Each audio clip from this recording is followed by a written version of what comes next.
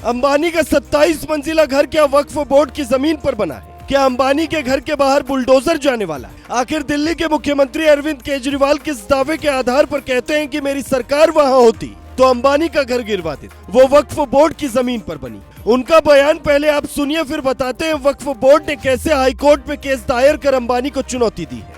जरूरत पड़े आपको तन मन धन से, केजरीवाल भी और दिल्ली सरकार भी पूरी तरह से वक्फ बोर्ड के साथ है।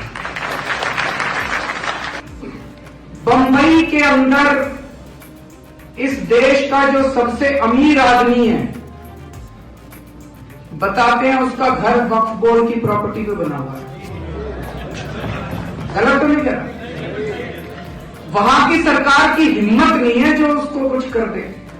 हमारी सरकार अगर वहां होती उसकी प्रॉपर्टी तोड़वा देती।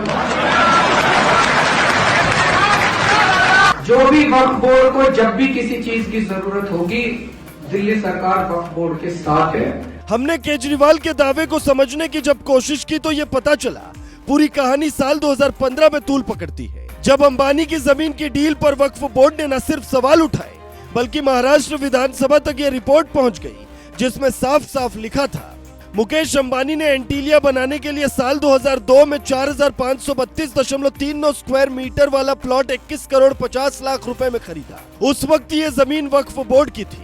ऐसी जमीनों को बेचने के लिए वक्फ बोर्ड के 2/3 सदस्यों का बहुमत जरूरी होता है। उस वक्त बोर्ड में 9 सदस्य थे, जिसमें से 5 ही सदस्य अंबानी को जमीन बेचे जाने के पक्ष में थे, जबकि नियम के मुताबिक 6 से ज्यादा सदस्यों की सहमति जरूरी थी। यह विवाद इतना बढ़ गया था कि रिटायर्ड जज ATA के शेख को इसकी जांच सौंपी गई और अगस्त 2002 में यह डील सही पाई गई।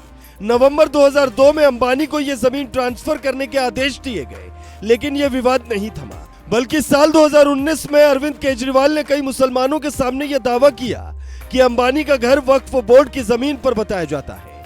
अगर हमारी सरकार वहां होती तो हम वो घर गिरवा देते। आप दोबारा उनका बयान सुनिए। जरूरत पड़े आपको तन मन धन से, केजरीवाल भी और दिल्ली सरकार भी पूरी तरह से वक्फ बोर्ड के साथ है। बंबई के अंदर इस देश का जो सबसे अमीर आदमी है, बताते हैं उसका घर वक्फ बोर्ड की प्रॉपर्टी पे बना हुआ है। गलत तो नहीं करा? वहां की सरकार की हिम्मत नहीं है जो उसको कुछ कर दे। हमारी सरकार अगर वहां होती उसकी प्रॉपर्टी तोड़वा देती।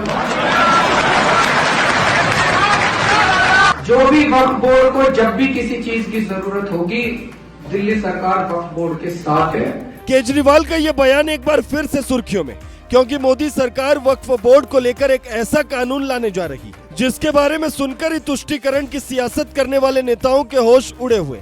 ओवैसी से लेकर अखिलेश तक ये सोच रहे हैं कि अब क्या होगा।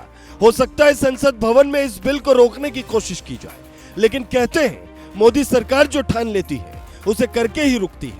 चाहे वो 3 तलाक वाला कानून हो या फिर जम्मू कश्मीर से धारा 370 हटाने वाला कानून, हर बार चुनौतियां आई है।